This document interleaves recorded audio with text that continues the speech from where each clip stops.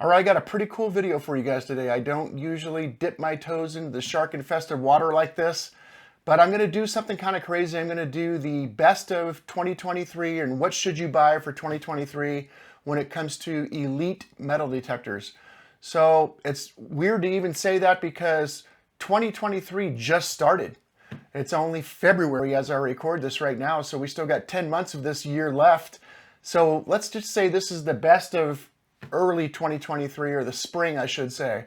I know that there are some machines coming down the pipeline that will literally blow your minds later this year, and some stuff that's being talked about that is kind of out of this world. It's a whole separate topic, a whole different video, a whole different discussion, but just to give you an example of some of the things that some engineers are thinking about right now at big companies are things like cloud-based computing in your metal detector. So you have your metal detector out, you're swinging it, and that device is just a bunch of sensors that sends real-time information to a cloud-based server where it's computed in real time, and then the results are sent back to your machine in your headphones.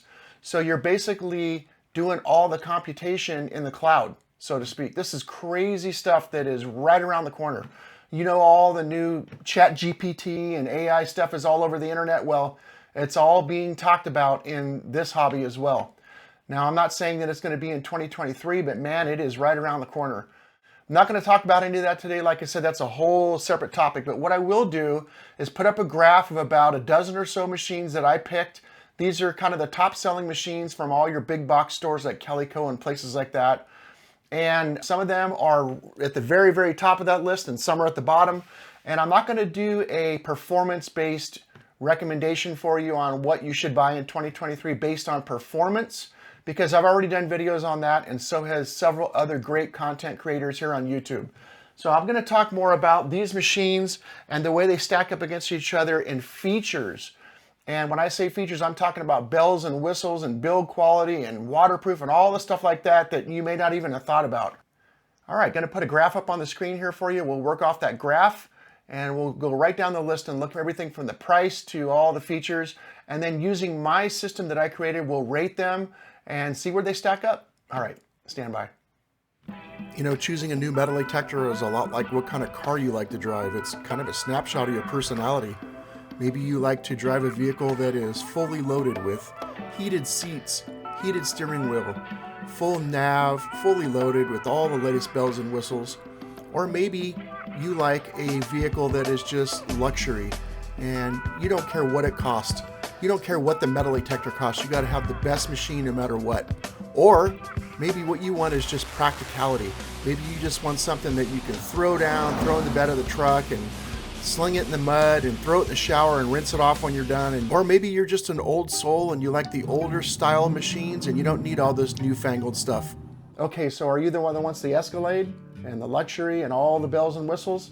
Or do you want just the bare bones, rugged machine that you can throw around, you don't have to spend a lot of money on?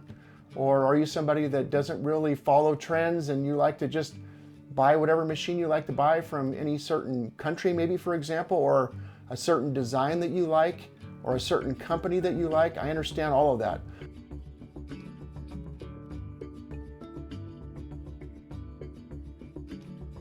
Here is a list of the 17 machines that I chose. They're sorted in alphabetical order right now.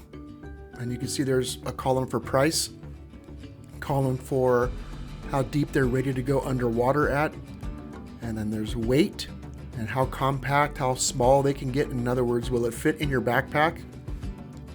The warranty, the type of battery system they use, and then lastly, is it multi-frequency or not? Here is a list of the machines sorted by price from highest to lowest. These are prices that are internet prices. These are the prices that these machines are currently selling for on the internet. Now, they fluctuate quite a bit. For example, the Minelab Equinox 800 6 months ago was a lot more than that, but because it's been replaced by the 900 now, it's been discounted all the way down to that price you see there. And the CTX 3030 has came down quite a bit in price. So the prices fluctuate, but that's where the prices were at the time of this video. I had to get specifications on all the machines, so I had to download every single owner's manual and read through it very carefully to get all the information I needed to use it for this scoring system that I came up with. So I used features, and you could see that you could choose multiple features for each machine. There's 12 possible points here, 1 point for each feature. This is the scoring system that I just kind of came up with on my own. It's nothing official, and I'm just looking at bells and whistles, the features that are out there. Like you can see, the backlight, clock, color display, custom programs, a light down on the coil if the machine is linked to a probe or a can, menu button lights, simultaneous multi-frequency, software updatable, vibration on the handle, waterproof headphones available, yes or no, and is it wireless capability? These are all the features, so you could get 1 point for each one of those features. Let's take a look at the next part here that I used.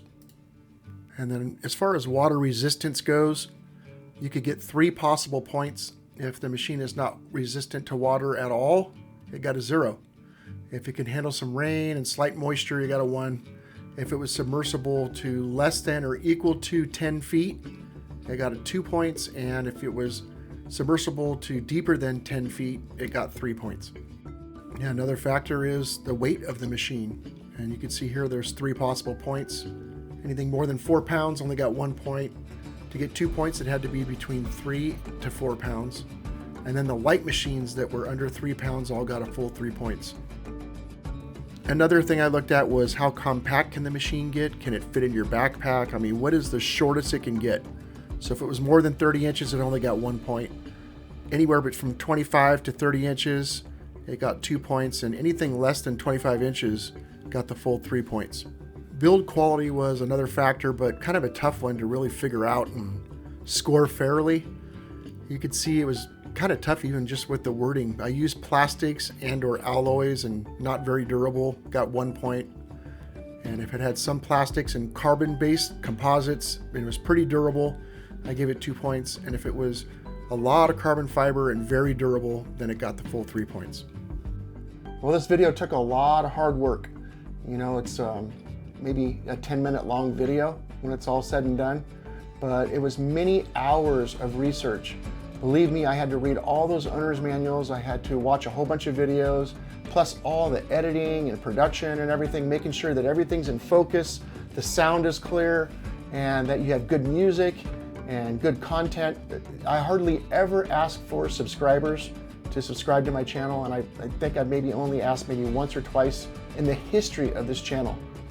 And the 16,000 plus of you that have already subscribed were never asked to do so. You did it on your own, and I sincerely appreciate that. In this one video today, I'm asking you to consider subscribing if you haven't yet, and maybe drop a like. I just asked this because I want to see if this is the kind of stuff that you guys like. If you want me to go through all the extra effort like this all the time, give me a little bit of a nod, and I'll see that, and I'll know that this is the path that I want to continue on, because it's taken me many hours to make just a 10-minute video. So I'm pleading to you to give me some motivation if you can. If not, I totally understand. But anyway, that's my plea to you for today. Let's go ahead and get to the rest of the video right now. We'll let you take a look at the graph here and study it and check out how I did my scoring system.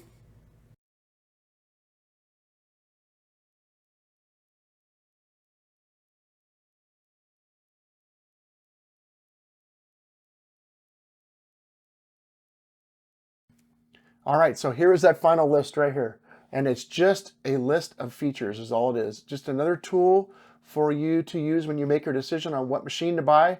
There's a whole bunch of great videos out there from other content creators, and myself included, where we took all these new machines and tested them head to head and extensively in different types of environments and soils and conditions. We went to the beach, we went to the desert, we went into the iron. We did all this where you guys can kind of make up your own mind as far as performance goes and what you're looking for as far as that goes. But then look at the price too. You know, which of these are in your budget? And on this list right here, how important are features to you? The ones at the top have a lot of features. The ones at the bottom don't have many features. So just another tool you can use to help make your decision. You know, I've had a lot of videos out on the Manticore for sure. Take a look up here in the corner right now. I'll put a link to a playlist of all my Manticore videos. That might help you with that. and go ahead and surf around and see what else you could find on all the other machines on here before you make your decision. But it's still really early in 2023, and I'm not going to be that guy that's going to tell you how to spend your money this early. Look, we have a major update for the XP Deus 2 coming out any day now, and we're going to undoubtedly have an update for the Manticore, and we're going to have other coils available for the Manticore, maybe an update for the 900 and the 700. So just something to think about. It's still pretty early right now, and I'm not going to be the person to point you in any direction whatsoever yet. I'm just trying to give you more information that you can use, and that's all this video is about. So anyway, I might do this again for the gold machines later on, the PI machines and the gold VLF machines, and see how they all kind of shake down. But for now, here's this list. I hope that helps you, and we'll catch up with you real soon. Thanks a lot for hanging out. Take care.